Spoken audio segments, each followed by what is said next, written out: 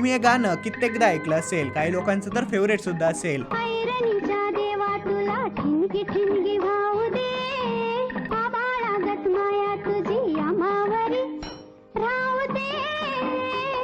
तर यातील या ओळींचा अर्थ असा होतो की लोहारांच्या कामातील सर्वात महत्वाचे असे ऐरण, त्याला आम्ही देवत्व बहाल करतोय। या ऐरणीच्या देवाला आम्ही फुले म्हणून कोळशातून उडणाऱ्या ठिणग्या वाहत आहोत, त्यामुळे देवा तू आमच्यावरती आभाळा एवढे आशीर्वाद असू दे। लेऊली नगरीबीचं सण खाऊ लोखंडाचं, जिनं हवा भरूचं धनी मातुर माझा देवा वागावानी असू दे।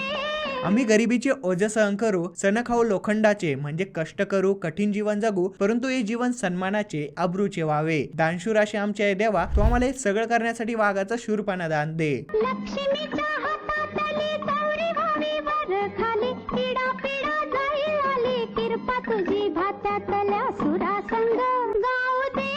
लक्ष्मीच्या हातातली चौरी व्हावी वर खाली, तशी सुखाची झुळूक यावी, आणि जसं भातेतील हवा बाहेर पडते तशी दुःख तकलिफी निघून जाव्यात, अशी तुझी कृपा व्हावी। भातेतल्या हवेच्या फुंकराच्या स्वरासोबत आम्हाला गाऊ दे। तर हे गाणं साधी माणसं 1965 सालच्या चित्रपटातील असून भालजी पेंढरकरांनी जगदीश खेबुडकर यांना हे लिहायला सांगितलं होतं। तेव्हा या चित्रपटाची कथा ऐकून त्यांनी फक्त 2 मिनिटातच ही संपूर्ण गाणे लिहून पूर्ण केले होते। सुरुवातीला या गाण्याचे नाव ऐरणीचे देवा तुला अग्निफुले वाहू दे असे होते, पण रेकॉर्डिंग दरम्यान हे बदलून ऐरणीचे देवा तुला ठिणगी ठिणगी वाहू दे असे केले गेले। तर यासाठी एक लाईक तर बनतोच, आणि असं अजून कोणत्या गाण्याचा अर्थ तुम्हाला जाणून घ्यायला आवडेल नक्की कमेंट करून सांगा।